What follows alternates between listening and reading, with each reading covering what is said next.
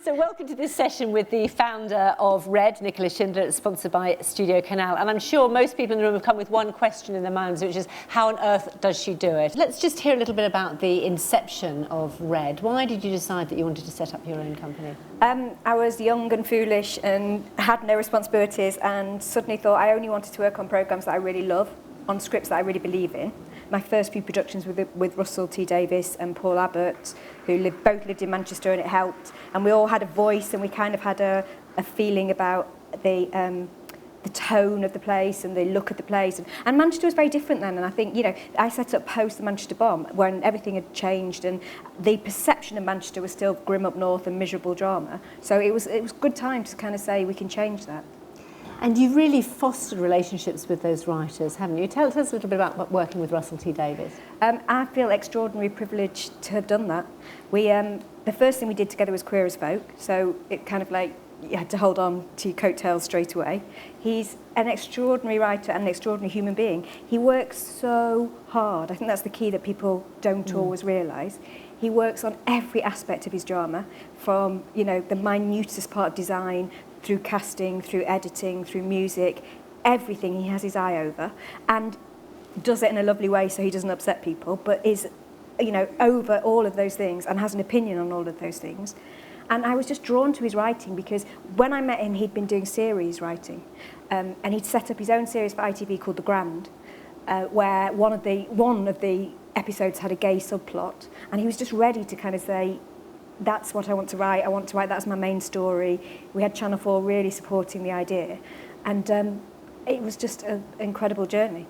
And to stay with him all that time was because he just invents himself the whole time. He thinks about what television is. He thinks about what other people want from television. He watches everything.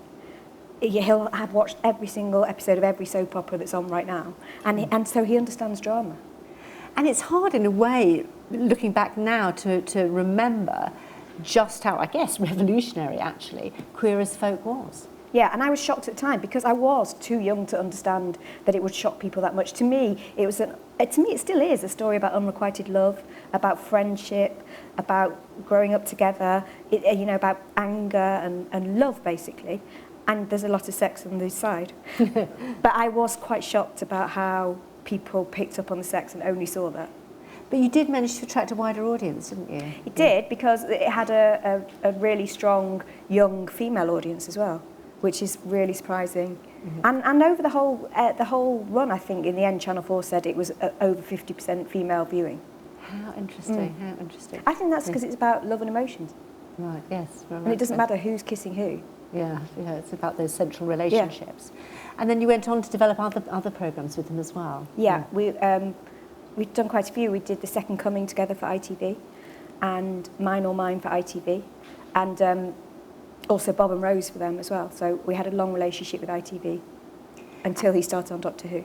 Yeah, yes. The aliens stole him. But they gave him back, didn't they? They did, yeah. They gave him back. With a new, which we saw a little clip of, didn't we, of Cucumber. Yeah, which I also think is just pure Russell. It's extremely provocative, extremely funny, extremely warm, and risky as well. Explain the title to us, because that's a risky one. Well, there was 3 programmes, Cucumber, Banana and Tofu.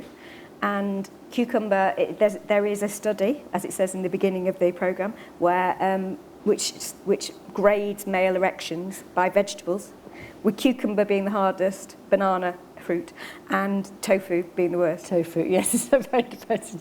So, and how have those gone down? As it were. God, we're not on TV. I'll just leave that one. So many other things I was about to say are all wrong as well. So moving swiftly on. Why do you think it is that Russell T Davies has enjoyed working with Red? Why has that relationship continued, do you think? For me, it's about finding someone who has something that they need to say, and making sure that they can say it. And it isn't always the case, because sometimes, it's a massive process making a drama, and we get it wrong, and decisions are made for different reasons. It's raining, it's, the location falls through at the last minute. It's a constant juggling act, and what you've got to say is are we doing exactly what the writer wanted us to do in the first place? Are we telling the story of this scene? Otherwise, there's no point in doing it. And that's what he's all about as well, story. But as a viewer, I think sometimes we don't fully appreciate that these are fluid. It's not like fixed, Completely. It's not scripted to the, and this is exactly, tick that box, we film that. You're changing it, and obviously changing it in the edit as well. Every single element changes along the way. So for casting as well, is you will always cast the perfect person and then they pull out 2 weeks before because they've been offered something else or because the dates conflict with a theatre job or something. But the person you end up with, you're always so grateful that you went there rather than the first person. I think it's a series of happy accidents, actually. And what you just got to make sure is that you're pulling enough strings to make sure that you keep the vision. The kind of actors I like, just like the kind of writers, are really real and grounded and come from somewhere that they understand the characters they're playing, they bring something to it. They don't do it, not from a stage point of view, but it's a bit more earthy than stage training. So in a sense, do you think that you're building up a repertory of actors in Manchester, that there is this group? I think that we did more so in the first few years, in the first 5 or 6 years of making shows. I think now we do use a lot of different actors. Well, presumably people will come to work with you as well, won't they? They'll travel to work with you. Yeah. But then looking at Happy Valley, Sarah Lancashire and Siobhan Finneran had scenes together in Clocking Off, which was the second thing we did. Oh, I remember Clocking Off. I really like 2000, Clocking Off. So, and now they have scenes together in Happy Valley, so now I'm just really lazy. I've got a really short list that we just go to. Well, I mean, Sarah Lancashire, I mean, I suppose it's her authenticity. It was working on Last Tango that made Sally and I go, wow, she can do anything. And then when we had the part of Happy Valley, Sally just saw her in it from the very beginning. She is. She's got no vanity, and I mean that in the best sense. Not that she'll dirty herself down, but just the police woman who works with us says she walks like a policewoman. And it's that kind of commitment that she just brings to everything. We had the read-through recently for the second series of Happy Valley, and she just falls into, I've seen those scripts for 6 months, she hasn't. She just falls into it in a way that's just so rewarding. It's brilliant to watch. We have a brilliant director on that first series called Eros Lynn, who knew that we had to show enough of the violence that people would understand quite what a horrific thing was occurring, but not too much that you put people off, because no one wants to see it. Obviously, Sally wrote it saying you never see the car run over the body, but hearing the noise is graphic enough. Yeah, it's a sound. Yeah. It's a balancing act between, we don't want to shock, that's not what it's there for at all, and you don't want to provoke for the sake of it. But if you're going to be honest to what the characters are doing and who those people are, and they're deeply unpleasant people, then you've got to show a certain amount. Otherwise, in a certain sense, you're glamorising the violence, aren't you? If you are. Don't do that. And you don't know as well. That's why it's really good to have broadcasters as well, the people who are putting it on their channel, the people who are the drama executives, look at that. And we had another, he actually reversed again and ran over again. And and for us, that felt right. And for them, they said, that's just gratuitous. And so you need a lot of people along the way to tell you when to stop. The end of episode 4, where Sarah Lancashire's character is beaten up in the cellar, Sally Wainwright directed that herself. And she wanted the character to be so affected by what had happened to her that in episodes 5 and 6 she's depressed, she's not functioning right. Therefore, what happens in that cellar has to be absolutely, horrific. But we did have long discussions with BBC One about what should come out, and material did come out. But I think in the end, that scene still had the same impact on the audience, so they were right. Writers like Sally, there's quite a few of them who they write so much detail into their scripts, they leave very little room for interpretation from the directors. So there's conflict sometimes it's a good relationship, but their vision is the vision that goes on screen in the end. So in a way, it's a natural next stage for a lot of writers. And I think it's happening more and more, and I think it should happen more and more. I find it really exciting working with a writer-director. Yeah. When you began the first series of Happy Valley, how much was it in your minds that there would be a second series or not? Or was it just... Sally goes into everything saying, I want 8 series. Even though it seemed like a closed-end story, for her, it was always the potential to come back. I think when we got to the end of it, we kind of went, oh, this is hard now, because we'd got the character to a certain place, we'd seemingly concluded the story. So it took months of sitting there thinking about what it could be. Let's not do it if it's not going to be worth it. Let's not just put a police story into it, because that's never what it was. And then Sally had a really great breakthrough. So it's not the same story, but it's the same characters in the same world. And I think I hope she's done a really, really good job. Because it is very difficult. I mean, I thought that was an amazing series. And the temptation is to keep on with the winning formula, and they don't necessarily get better. I think the key is not to think of it as a formula, but to think of the characters and what will happen naturally to those characters next. And not, oh, will they go shopping on Tuesday, but there's, you know, there is still so much story for both those characters. So the Tommy Lee Royce character came back, and I think that was the key to making Series 2 work. And why is it, I mean, you've talked a little bit about the kind of qualities that Sally Wainwright have, but again, she's a writer that you've turned to again and again, haven't you? Yeah. Again, it's that thing, it's not necessarily me turning to them, it's them coming to me with ideas. Okay. Because we work well together. The first thing I did with Sally was a 3-parter for the BBC called Spark House, which was quite a long time ago now, and that was her. It was really underwatched and really good, I think. It was a modern version of Wuthering Heights with a female Heathcliff. Oh, clever. And it's really strong, and it's got loads of what ends up in Happy Valley in that. And then we did a 3-parter for ITV called Unforgiven, which was really well received. And then we started doing Scott and Bailey. So we're 5 series into that now, so it's been a long-term relationship. So she might get her 8 series of that. Yeah. No, I think we'll see. And overall, when you look at the kind of the balance of your projects, how many of them are ideas that you've come up with? How many from writers? Nearly all writer-led. Right. Okay. Because to me, that's I don't want to go to a writer. We do sometimes. We, as a company, go and say we want to work with, this is a territory we want to work in, here's a story we found, here's an article, here's a book, whatever it is, and then we'll go to writers, but still we'll hand it over to the writer once we get to that point. But a lot of those dramas are me saying to writers, what do you want to do next? Whatever in the whole world, and then we find a place for it. Because, you know, Valley's material takes a really long time to get to screen. So apart from Happy Valley, but Scott and Bailey was a 4 or 5 year development process, and Last Tango and Halifax the same. So obviously writers are incredibly important. What about the role of the director? Because I'm so heavily involved with the development process with the writer, and because the writer themselves are so important to it, sometimes it's hard to bring a director voice in early. And I think sometimes I mess up as a result of that, and it's, you know, we don't have as good relationships with directors as we should have. But more and more I'm saying to directors who I really like, if you have ideas, if you have stories you want to tell, come to us, so that hopefully we'll start developing with them earlier. Yes. What's hard is... So the lines are blurring, so directors are becoming writers and the other way around. Directors have always been storytellers in film, and now more film directors want to work in telly.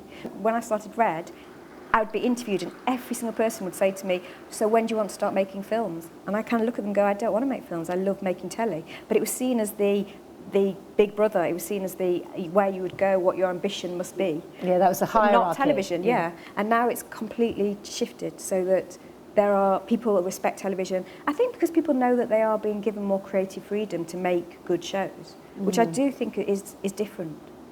And how much difference has it made having the big players from the States coming into this market? Good, a lot of difference, because it makes everyone up their game. So now you know that you know, I think there was a period where British drama was quite mundane and formulaic and very story of the week. And there was a real, apart from the 3-parters, there was or Dickens adaptations, there wasn't the desire to tell single stories over long form. And that just, I think probably things like The Killing and then Netflix and then people watching more HBO shows blew that out of the water. And they realised that long storytelling is actually what an audience really wants, because an audience can commit to it. So I think it's changed what we're making for the better. Which of those kind of series do you yourself enjoy watching? I'm someone who likes watching longer form stories. But having said that, I was addicted to things like ER, House. I think America can do that brilliantly. I think we do that less well. I think we're learning, but we do it less well.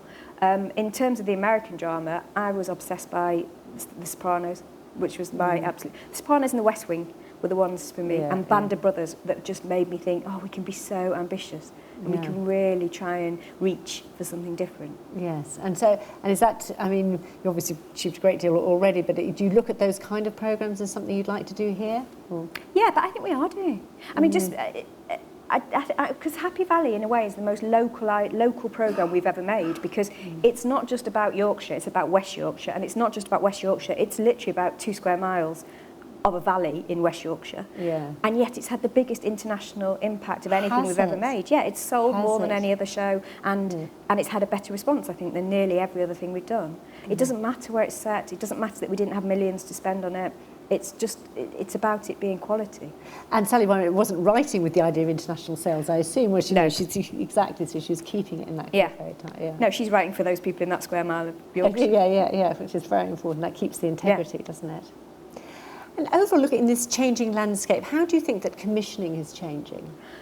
Well, in exactly that way, which is that commissioners are looking for shows which have to attract an audience for a longer period of time, as in you can't dip in and out. They want an audience to commit to a programme, which means that the way you're structuring shows has changed. I think, and I don't quite know when it happened, that there's a slightly more... The notes that you get from commissioners now is much more about making the show better as opposed to making it what it needs to be for the channel. And I think there was a time where it was all about what this channel needs and who would watch this programme, instead of bring me your best material and let's make your best material better. And I think that's because there's so much competition from other drama. I mean, Sky is becoming much more of a big player, and you've got a project for them at the moment, haven't you? Yeah, we're doing a 10-parter, a thriller for Sky One, written, well, the idea is by Harlan Coben, the American thriller writer, and they're written by UK screenwriters. So quite an unusual setup. Sounds like a very interesting idea, but potentially quite fraught, the idea of an American concept and then transposed. Was it an American story that was No, it's a completely original story, so it's not been written into a book. It's just literally, he had the basic story, 4 friends. When they were teenagers, they were there when one of their brothers went missing. 20 years later, the one who's a policeman tells them that the DNA of this boy has been found at a murder scene, and so this boy is alive. And that again, it's a universal story. It could have worked in America, but it works perfectly well in the UK. So it never felt like we were pulling against different types. What we got from Harlan was that compelling nature of storytelling, so that just as you cannot go to bed with Harlan's books and not want to read another chapter, the idea being that you have to watch the next episode of the 5. Yeah.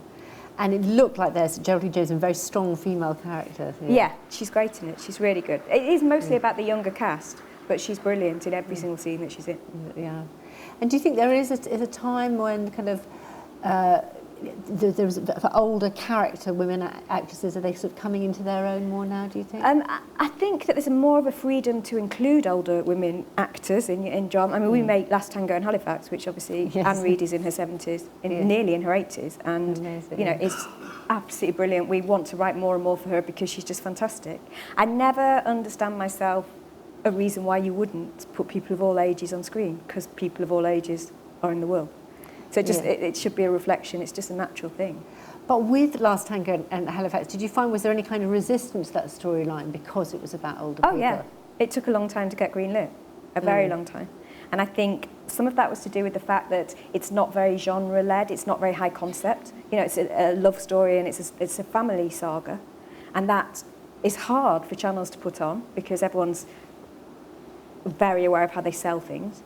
And also because it's about, at that time, it's about 2 people in their 70s who, you know, they're not normally the centre of a story anymore. No. But it's strange, isn't it, when you look at the demographic of television audiences, I mean, a lot of them are older people, aren't they? And very little drama is skewed to their age group. Yeah.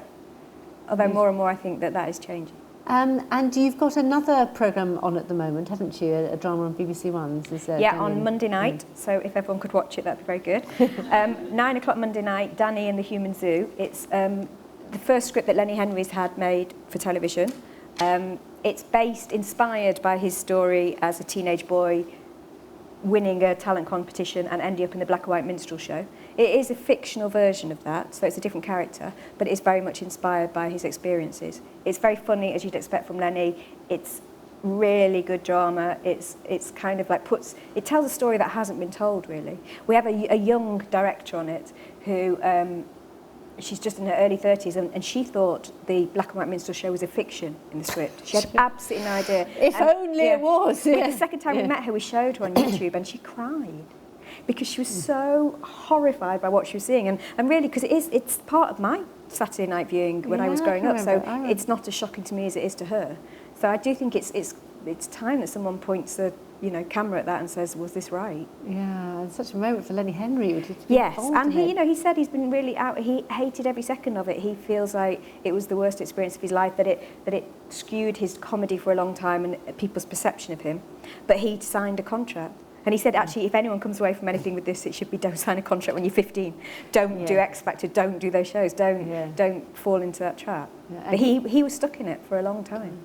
And he played the fictionalised version of his father. He does, yes, which is very interesting. That must have been very odd for him. Yeah, but great, because he got to write all the scenes that didn't happen in real life.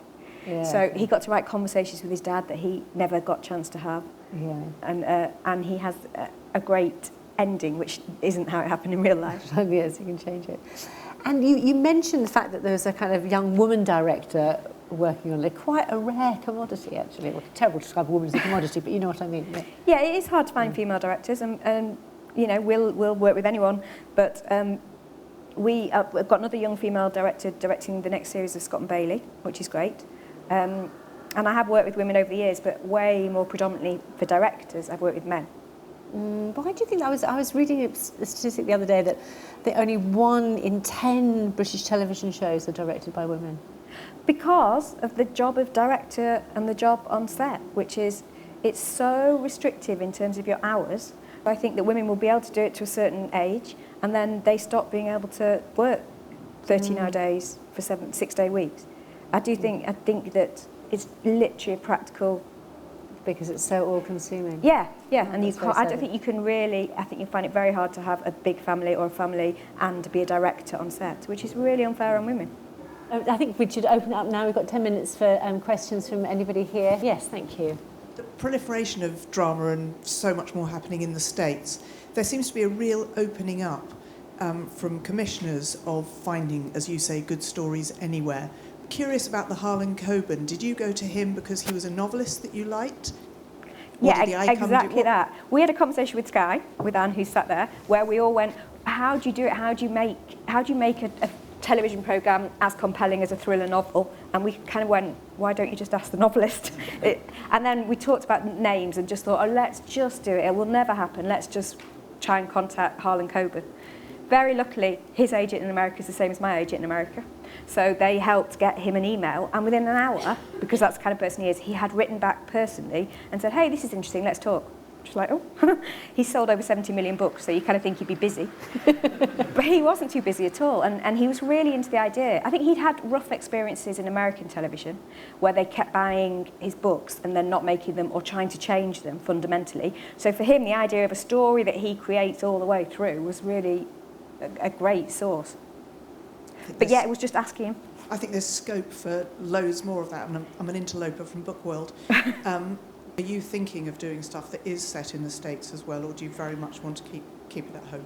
Both, really. I think if a story dictates that it's set there, then that's good, and we'll do that. And I think there's loads of American broadcasters who are interested in co-productions now, who are interested in working with British companies and British talent. So I'm completely open to that. I wouldn't ever I wouldn't ever say to a writer, oh, could it be set in Pennsylvania rather than Manchester? But I think there's some stories that naturally lend themselves to it. And also writers are aware of that now, so they are developing more internationally sellable ideas. It's just everyone's coming up together, really, rather than it being imposing an idea on a writer. Sally's brilliant, probably the best at writing very complex female characters and capturing the way that us women have to kind of juggle our lives and find some balance. Could you talk a little bit about that? Yeah, Sally would say, I'm just going to tell you exactly, but she's very good at writing men as well. It's just that she's more interested in looking at the women. We got a lot of criticism on Scott and Bailey because all the really great characters were female. But what we were saying was, those men are great. We're not saying that those men aren't great over there in that corner. It's just that for this programme, the camera is looking in this direction.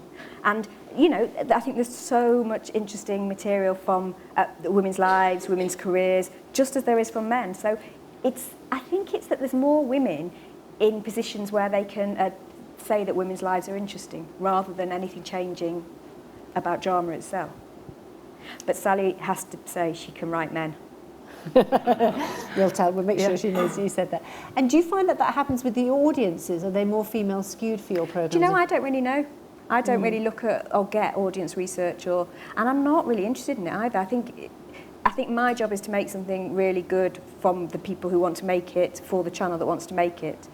I think if you start making something for an audience, it's kind of a bit of a slippery slope. Yeah, I'm sure that is. Trying to second guess, yes.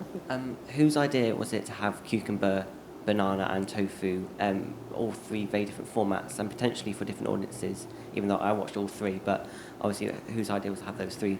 Completely Russell's idea. From the very beginning, we had we talked about cucumber and he hadn't talked about the other two. And we met with Piers from Channel 4 and he surprised me as much as he surprised Piers by saying, actually, it's not just cucumber. There's also banana and there's also tofu. But again, that comes from his really clever knowledge of audiences. He is someone who looks at audiences in television because he knew cucumber was difficult in some respects for an audience. It didn't have sexy young men taking their clothes off like Queer as Folk did. It had people moaning about not having sex, which perhaps is not the best selling point. So he thought, if I put banana there as well, which does have sexy young men and sexy young women, and it has sex in it, and it has much more humour, then hopefully I'll get the audiences interwoven. And also tofu, it was his idea, but it was entirely done by Ben Cook, who's here right now. It was all Russell said to Ben is, do something that goes with the programme and make it about real people and a real documentary about real sex. And that was the only brief he gave on tofu, whereas cucumber and banana were his. Did you enjoy the programmes? Obviously a fan. I really enjoyed Queer as Folk and I loved Cucumber as well. And the 6th episode of Cucumber where the main character dies, I felt bereaved myself. I cried like a small child. Did you ever throughout that episode think you couldn't do it justice or there was any sort of doubt about it? Oh yeah. I said to the director, who is another woman, I have never given anyone a harder job because it read like it was on screen. He'd written sounds, he'd written give it 1 beat, give it 2 beats, then this happens. And she had to realise that. And it's one thing to write it, but to get it, the performances and to get that feeling, it was huge. It was a really massive job for her. And I think she did it brilliantly. I agree, it was fantastic, yeah. And I cried in the first edit, and I've never done that in my life.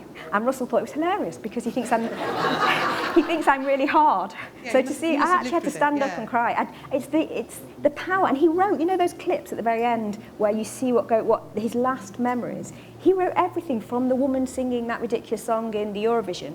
Every single thing he'd written. And it's the combination of horrific violence next to very funny, ridiculous moments that you can't help but react to it. And that all came from his mind. Who's the next question? Yes, lovely. The opening scene of Happy Valley is my favourite ever opening scene of any drama ever. I think it's so clever because you have everything you know about that character and you instantly love her and empathise with her. Did it come out like that? Or did you mean it to be that way? Completely. Again, that's Sally. She knew exactly what she was doing. She loved the character. For her, the Happy Valley is entirely about Catherine. And everyone else is brilliant around it. But she absolutely loves that woman. And Catherine is completely real in Sally's head, and so she knew that up front she just wanted to say what this woman is, have everyone else on board with her, and then get on with the story. But yeah, that was the first scene that never changed from her first draft. Can I just ask about Scott and Bailey? I think it's not coming back as a full series. It's a special. And that doesn't mean it's ending though, does it? Or does it? Absolutely not at this point. It's just a really good. There's a single story that we really wanted to tell. And it's kind of hard to get the cast back together and to get everyone together at the same time. So we decided with ITV to do a special, to do one crime story. With Scott and Bailey, we'd often struggled with being able to fit in everything that we wanted to. And the last 2 episodes of the last series were one story, which was the slaves in the farm. And I think everyone kind of went to each other, this is great, if we could have more of that, then that would really be strong. So how long will the special be? 3 hours. Oh, 3 hours? Yeah. Right. Okay. Well, that's something to look forward to. Yep, sorry, at the back, I beg your pardon, I can't quite see you there, thank you. I loved Queer as Folk, and I loved seeing how Manchester as a character had evolved on Cucumber, and the detail of putting the Denise Black character in from Queer as Folk. And there's often been talk about Queer as Folk coming back in any entity. Will we ever see Vince or any of those characters ever again? Or do they just go off in the Jeep, as I remember, 10 years ago? Yeah, they've flown off. I would doubt it hugely. I think probably there was a time where, we talked about it lots, and there was a time where it was possible, but I think Russell got a lot out in Cucumber that he would have done if there was more Queer as Folk. They were very different characters and a very different setup, but Queer as Folk came from a really burning need for Russell to tell that story, and I think that's where Cucumber came from as well. So I would doubt it.